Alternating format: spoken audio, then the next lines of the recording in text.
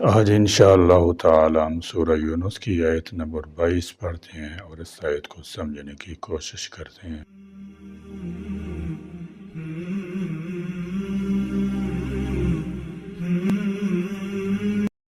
اعوذ باللہ من الشیطان الرجیم، بسم اللہ الرحمن الرحیم۔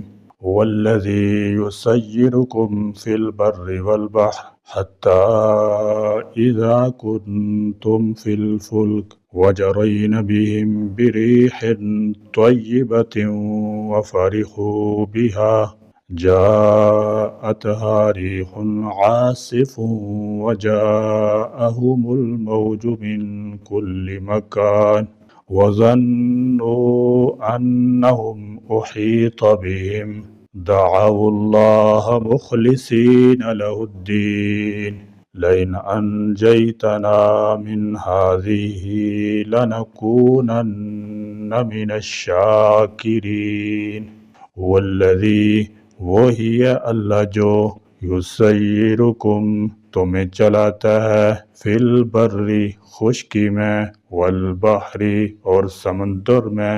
یسیرکم وہ تمہیں چلاتا ہے یا چلنے پھرنے اور سیر کرنے کی توفیق دیتا ہے خشکی میں، یعنی اس نے تمہیں قدم عطا کیے جن سے تم چلتے ہو، سواریاں مہیا کی جن پر سوار ہو کر دور دراز کے سفر کرتے ہو، اور سمندر میں یعنی اللہ نے تمہیں کشتیاں اور جہاز بنانے کی عقل اور سمجھ دی، تم نے وہ بنائی اور ان کے ذریعے سے سمندر کا سفر کرتے ہو۔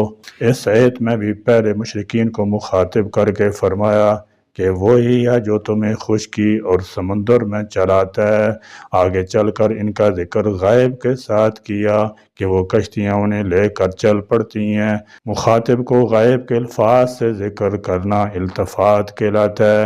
یہ التفات بھی ناراضگی کے اظہار کے لیے ہے کہ یہ لوگ اپنی بدعہدی کی وجہ سے خطاب کے قابل بھی نہیں، اس لیے ان کا غائب کے صیغے سے ذکر فرمایا کہ جب وہ کشتیاں موافق اور طیب ہوا کے ساتھ ان کی خواہش کے مطابق چل رہی ہوتی ہیں تو اچانک تند و تیز آندھی آ جاتی ہے اور انہیں یقین ہو جاتا ہے کہ وہ گھیرے میں آ چکے ہیں، پھنس گئے ہیں، اب اگر اللہ تعالیٰ نہ بچائے تو بچنے کی کوئی صورت نہیں۔ حتیٰ کہ جب تم ہوتے ہو فی الفلکی کشتیوں میں، وجرینا اور وہ چلتی ہیں بہم انہیں لے کر بریح طیبہ پاکیزہ موافق ہوا کے ساتھ، وفارحوا اور خوش ہوتے ہیں بہا اس ہوا کے ساتھ، جاءتها تو آتی ہے ان کشتیوں پر ریح عاصف سخت ہوا، وجاءہم اور آتی ہیں ان کے پاس الموج لہریں، من کل مکان ہر طرف سے، وظنوا اور وہ گمان کرتے ہیں انہم کے بے شک احیط گھیر لیا گیا بہم ان کو۔ احیط بہم کا مطلب ہے جس طرح دشمن کسی قوم یا شہر کا احاطہ یعنی محاصرہ کر لیتا ہے اور وہ دشمن کے رحم و کرم پر ہوتے ہیں، اسی طرح وہ جب سخت ہواؤں کے تھپیڑوں اور تلاطم خیز موجوں میں گر جاتے ہیں اور موت ان کو سامنے نظر آتی ہے، دعوا اللہ تو اس وقت وہ پکارتے ہیں اللہ کو، مخلصین خالص کرتے ہوئے، لہ الدین اس کے لیے عبادت کو۔ فرمایا دعوا اللہ مخلصین لہ الدین، تو یہ مشرک لوگ جو خطاب کے قابل ہی نہیں ہیں، اپنی پوری عبادت اور اطاعت ایک اللہ کے لیے خالص کر کے صرف اسی کو پکارتے ہیں اور اپنے تمام معبودوں اور بتوں کو بھول جاتے ہیں اور صرف اللہ تعالیٰ کے سامنے آہذاری کرتے ہیں، یعنی پھر وہ دعا میں غیر اللہ کی ملاوٹ نہیں کرتے جس طرح عام حالات میں کرتے ہیں۔ عام حالات میں تو کہتے ہیں کہ یہ بزرگ بھی اللہ کے بندے ہیں، انہیں بھی اللہ نے اختیارات سے نواز رکھا ہے اور انہی کے ذریعے ہم اللہ کو قرب تلاش کرتے ہیں۔ لیکن جب اس طرح شدائد میں گھر جاتے ہیں تو یہ سارے شیطانی فلسفے بھول جاتے ہیں اور صرف اللہ یاد رہ جاتا ہے اور پھر صرف اسی کو پکارتے ہیں۔ اس سے ایک بات تو یہ معلوم ہوئی کہ انسان کی فطرت میں اللہ واحد کی طرف رجوع کا جذبہ ودیت کیا گیا ہے۔ انسان ماحول سے متاثر ہو کر اس جذبے یا فطرت کو دبا دیتا ہے، لیکن مصیبت میں یہ جذبہ ابھر آتا ہے اور یہ فطرت عود کر آتی ہے، جس سے معلوم ہوا کہ توحید فطرت انسانی کی آواز اور اصل چیز ہے جس سے انسان کو انحراف نہیں کرنا چاہیے، کیونکہ اس سے انحراف فطرت سے انحراف جو سراسر گمراہی ہے۔ دوسری بات یہ معلوم ہوئی کہ مشرکین جب اس طرح کے مصائب میں گر جاتے ہیں تو اپنے خود ساختہ معبودوں کی بجائے صرف ایک اللہ کو پکارتے تھے۔ چنانچہ حضرت اکرمہ بن ابی جہل رضی اللہ تعالیٰ عنہ کے بارے میں آتا ہے کہ جب مکہ فتح کیا تو یہ وہاں سے فرار ہو گئے، باہر کسی جگہ جانے کے لیے کشتی میں سوار ہوئے تو کشتی طوفانی ہواؤں کی زد میں آ گئی، جس پر ملا نے کشتی میں سوار لوگوں سے کہا کہ آج اللہ واحد سے دعا کرو، تم اس طوفان سے اس کے سوا کوئی نجات دینے والا نہیں۔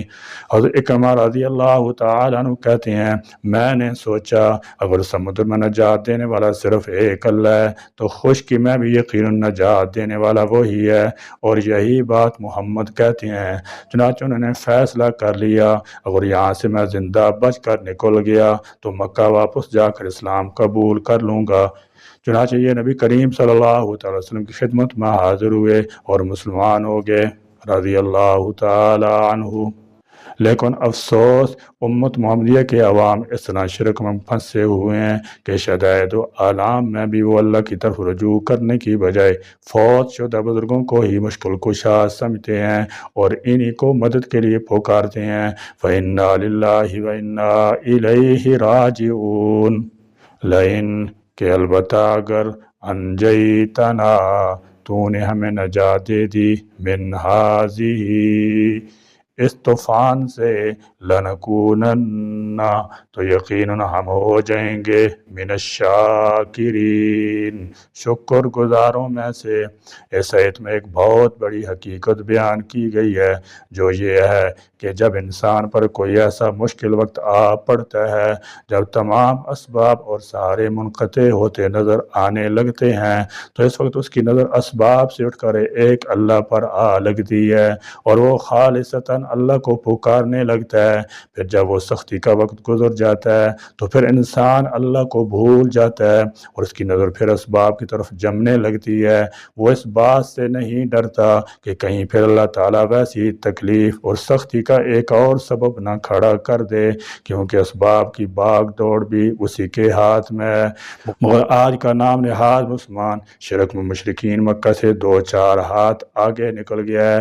وہ کم از کم مصیبت کے وقت تو صرف اللہ کو پکارتے تھے، مگر یہ لوگ اس وقت بھی اپنے مشکل کشاؤں کو پکارتے ہیں اور شرک سے باز نہیں آتے۔ شیطان نے ان پر ایسا تسلط جما رکھا ہے کہ مرتے وقت بھی اللہ کو پکارنے کی توفیق نصیب نہیں ہوتی۔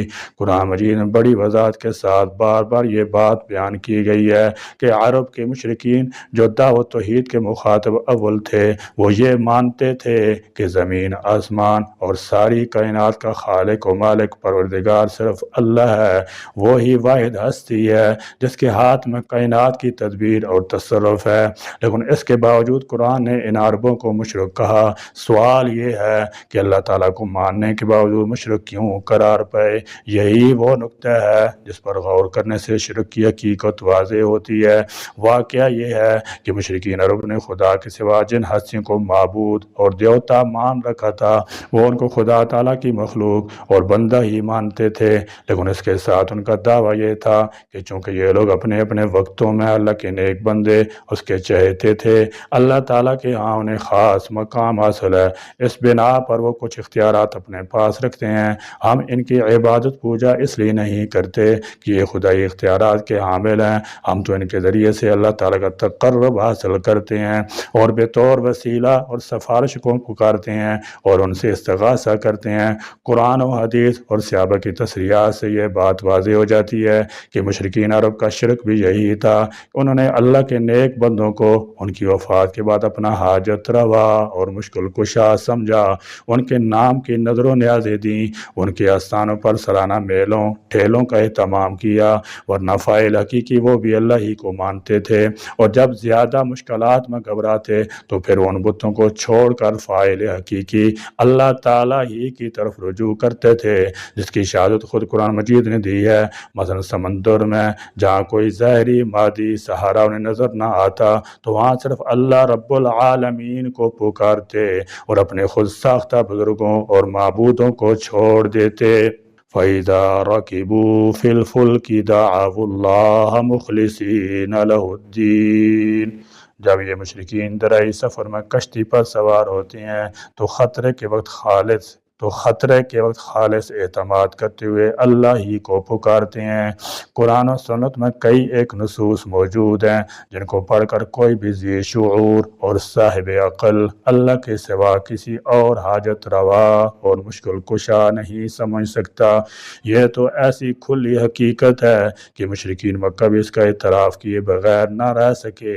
قرآن مجید میں کئی مقامات پر اللہ تعالیٰ نے ان کے اس اعتراف کا ذکر کیا ہے۔ اور کسی بزرگ کی قبر پر جا کر حاجت روائی کے لیے پکارنا درست ہوتا تو اللہ کے رسول صلی اللہ تعالی وسلم سے بڑا بزرگ دنیا میں کون ہو سکتا تھا۔ حال یہ ہے کہ صحابہ کرام رضی اللہ تعالی عنہ میں سے کسی نے بھی امام الانبیاء صلی اللہ تعالی وسلم کی قبر پر جا کر کسی حاجت کے لیے کبھی نہیں پکارا۔ اگر یہ کام جائز ہوتا تو صحابہ کرام بالخصوص خلفائے راشدین رضی اللہ تعالی عنہ کو اپنے دور میں بڑی بڑی ضرورتوں اور مصائب کا سامنا تھا، وہ ضرور اللہ کے رسول صلی اللہ تعالی وسلم کی قبر پر آتے۔ ان جلیل القدر صحابہ کرام رضی اللہ تعالی عنہ میں سے کسی نے بھی اللہ کے رسول صلی اللہ علیہ وسلم قبر پر آ کر یہ نہیں کہا کہ آپ صلی اللہ تعالی وسلم ہمارے لیے دعا کر دیں۔ زندگی میں جو واقعتاً بزرگ ہو اس سے دعا کروانی درست ہے، اور اس میں بھی بزرگ سے نہیں مانگا جاتا بلکہ اس سے عرض کی جاتی ہے کہ وہ اللہ سے ہماری بہتری کے لیے دعا کرے۔ واضح رہے کہ ایک مومن کا اس بات پر ایمان ہونا چاہیے کہ ہمارا اصل مددگار صرف اللہ ہی ہے۔ چنانچہ اللہ سے مدد حاصل کرنے کے کئی طریقے ہیں، جن میں سے 3 طریقے یہ ہیں۔ نمبر 1، عمل میں اخلاص پیدا کرنا۔ ہماری جدوجہد اور عمل میں اخلاص ہو تو اللہ کی مدد کا حصول ہوگا۔ نمبر 2، نماز۔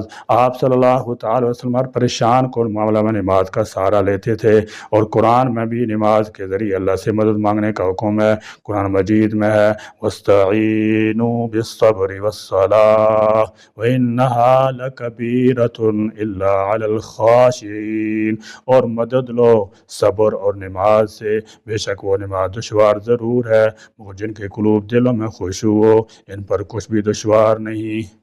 صبر اور دعا مومن کا ہتھیار ہے۔ ہر موقع پر دعا کے ذریعے مومن رب کی رضامندی مدد حاصل کرتا ہے، اور مصائب پر صبر کرنے سے بھی اللہ کی مدد آتی ہے۔ جو مومن صبر کے ساتھ اللہ کو پکارتا ہے تو اللہ تعالیٰ ہر بلا سے نجات دیتا ہے اور مدد کرتا ہے۔ سورہ بقرہ میں فرمایا یا ایھا الذین آمنوا استعینوا بالصبر والصلاۃ ان اللہ مع الصابرین۔ اے ایمان والو، صبر اور نماز سے سہارا حاصل کرو، بلا شبہ تعالیٰ صبر کرنے والوں کے ساتھ رہتے ہیں۔ سورہ اعراف میں فرمایا ادعوا ربکم تضرعا وخفیا انہ لا يحب المعتدین۔ تم لوگ اپنے پروردگار سے دعا کیا کرو، عاجزی کر کے بھی اور چپکے بھی، واقعی اللہ تعالیٰ ان لوگوں کو ناپسند کرتے ہیں جو حد سے نکل جاویں۔ فرمایا وقال ربکم ادعونی استجب لکم، اور تمہارے پروردگار نے فرما دیا ہے کہ مجھ کو پکارو میں تمہاری درخواست قبول کر لوں گا۔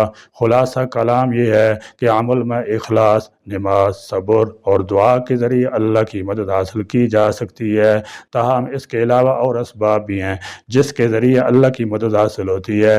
بہرحال اللہ نے انسان کی ناشکر گزاری کا گلہ کیا ہے کہ دیکھو جب تکلیف آتی ہے تو عاجزی کرتا ہے، اور جب راحت آتی ہے تو یکدم سرکشی بغاوت پر اتر آتا ہے، کفر شرک نافرمانی کا مرتکب ہوتا ہے۔ اللہ نے فرمایا یہ سب کچھ خود تمہارے خلاف ہو جائے گا جب تم خود اسے اپنی آنکھوں سے دیکھ لو گے اور پھر اس کا بدلہ چکانا ہوگا۔ اللہ تبارک و تعالی ہر قسم کے شرک سے اور قبر پرستی سے ہماری حفاظت فرمائے۔ اللہ تعالی ہمیں اہتمام سے قرآن کریم کی تلاوت کرنے والا بنائے، اس کو سمجھ کر پڑھنے والا بنائے، اس کے احکام مسائل پر عمل کرنے والا بنائے اور اس کے پیغام کو دوسروں تک پہنچانے والا بنائے۔ آمین۔ وآخر دعوانا الحمدللہ رب العالمین۔